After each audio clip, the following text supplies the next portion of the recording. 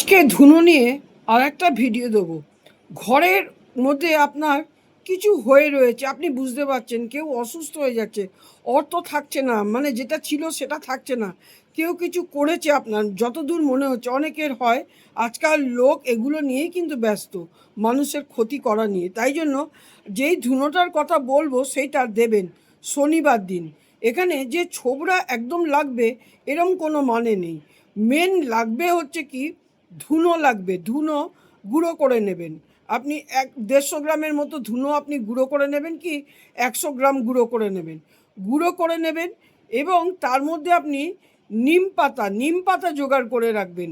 নিম পাতা, ডাল হোক নিম পাতা হোক, সব একসঙ্গে মেশাবেন।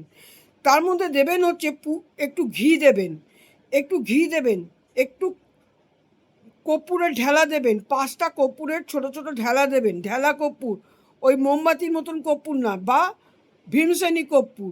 আচ্ছা, 5টা লবঙ্গ দেবেন, 5টা লবঙ্গ দেবেন গোটা। এবারে হচ্ছে আপনি ওটাকে থেতো করেও দিতে পারেন। আচ্ছা, 5টা এলাচ দেবেন।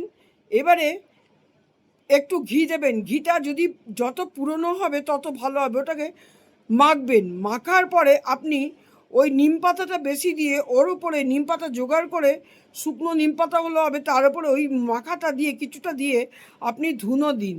প্রত্যেক শনিবার আপনি ধুনোটা দিন। আপনার ঘরে যত নেগেটিভ দোষ আছে, আমি আমি এটা করে দেখাতে পারতাম এবং করে দেখাবোও আমি পরে। সুতরাং এটা শুনে নিন, এটা করলে আপনার ঘরের যত খারাপ দোষ, নেগেটিভ দোষ, খারাপ আত্মা পর্যন্ত সেই ঘরেতে বসবাস করবে না।